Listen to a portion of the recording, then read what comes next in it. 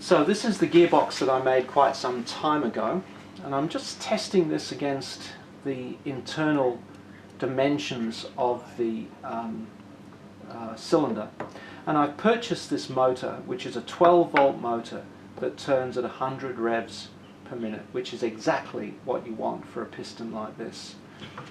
Now, what I've got on there obviously is a servo, and the servo is going to be too slow, and I'm going to get rid of it and replace it with that motor. So I have to take one of these cogs out, line it up using the dial indicator, get it dead right, then increase the size of the hole in there and build a shaft that can go into it in order to so that I can connect that onto the motor. So what I'm doing here now is just measuring up. This is the internal piece of plastic that's going to hold the piston. It's going to be glued into the watertight cylinder, and I'm just working out where this is all going to go and where it best should go. I've marked this first, but I'm not particularly happy with where it's gone. This is the internal dimension. I've cut down one side of it, holding it in the vise, and now I have cut out this section so that it fits this acrylic cylinder perfectly. Hello everyone, I'm going to make a piston which is going to be the fundamental part of the working parts of the Nautilus.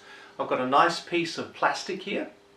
It's around about 24 mil thick. It's too big for the piston, but this is going to be my starting point. This is the watertight cylinder, and you can see that I've already made my partition in here, and this is going to be the tube that the piston is going to fit in, and it's going to fit in, well, it's actually going to look like that, but it's going to fit inside the ballast tank. Okay, so we have to make a piston to fit this.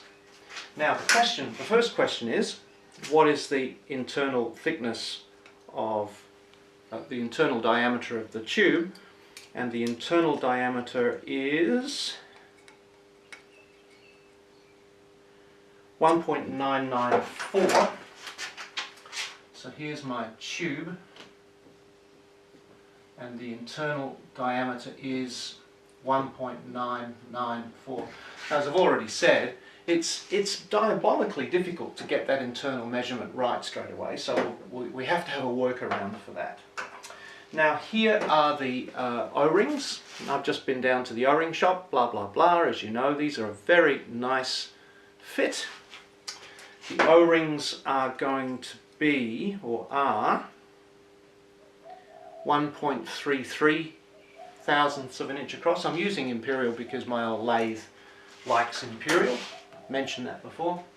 So what do we want as a finished product? Let's think about this. What I want is a piston like this. I want two slots because I want two O-rings in this one, like that. So what are the dimensions that we're going to want on this? Well, roughly, and plus what I also want is a hole through the middle with a thread in it, and I want a rebate at either end to hold the nut that's going to bolt all of this onto the piston flange, whatever you want to call it. That's what I want it to look like. So, what are the dimensions here? Now let me measure this again. Oh, it's 1.33, isn't it? It's 134 thousandths of an inch. Now we need to think about the compression on that, and normally you think 10 to 15. Because I'm using two, I'm going to go 8%, because I think I just want to keep this. I want to keep this sliding quite nicely, and I think having the two O-rings, we'll see how this works. This is an experiment in progress. So 8% of 134, 8 4s are 32, 8 3s are 24, 27, which is round about 10 thousandths of an inch, or 11 if you're going to round it up. So what I want then is the O-ring to look like this, and I want it to be 123. Okay, that's the 8/1000ths of an inch compression. Oh no, the 8% compression. So the depth of my slot, therefore, is going to be 123 when this is a nice sliding fit. So let's think then about how wide we want it to be. Well, you know, as long as it gives lots of clearance, it's probably fine. So I'm going to make it 150. All right, now the question is, I'm going to do a quick swap now into metric. 150 is 3.8. I'll call it 4 mil. So let's say we're going to have 4 mil across both of those. I do want 3 to give lots of strength to it, so we've got 9 plus 8 is 17. So I want this to be reduced to 17 mil thick. So I'll just make a note of all of this over here. This is going to be whatever it's going to be, but this is going to be 17. You can still see that. We'll have 3, 3, 3, we'll have 4, 4. We've got that. So let's think now about, and we want the depth of the slot to be 123. Going to keep that off to one side. That's all we need. So how are we going to make it? Fairly straightforward. This is how I'm going to do it. I'm going to put this block in the jaws of my chuck, like that. I'm going to have it sitting out there like that.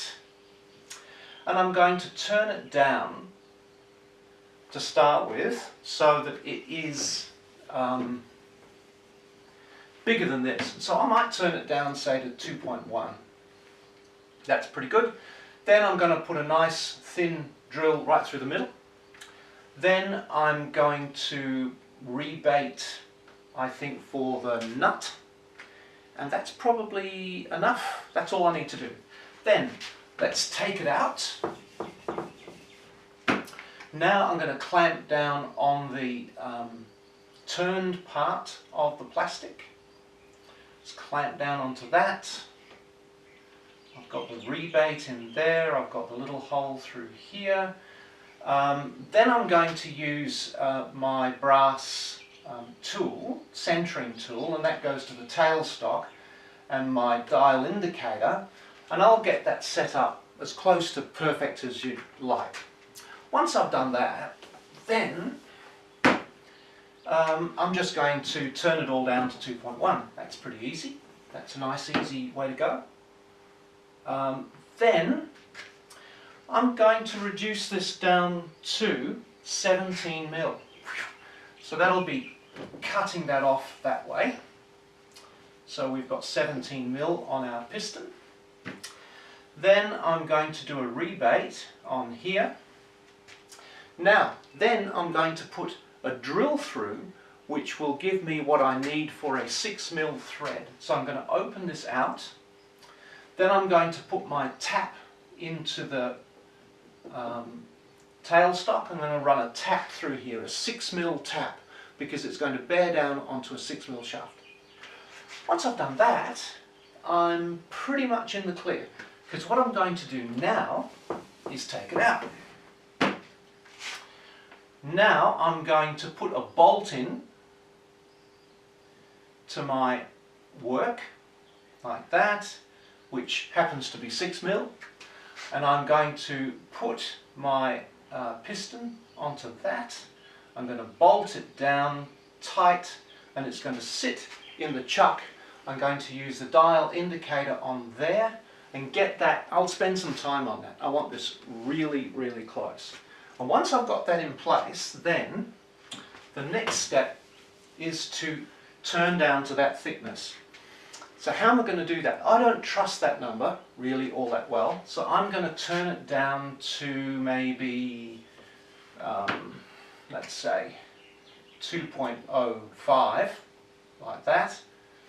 Once I've got that, I'm going to start manually trying to slide that tube on until I get a perfect fit. And once I've got a perfect fit, I don't care really what the thickness is. I've now got a perfect sliding fit. I can use my little parting tool, and I want 123 deep and I want 4 mil across. So I'm going to put 123 in right there. And the reason I can do that once again is because this is a fairly firm sliding fit. In other words, that's the depth that I want. I'll put 2 slots in like that. Then once that's done, I think, what's my clearance really going to be on the piston? And probably up to maybe 8 thou. So I'll take a 4/1000th of an inch cut right off there, and I should have a piston that slides through that tube perfectly. Let's go.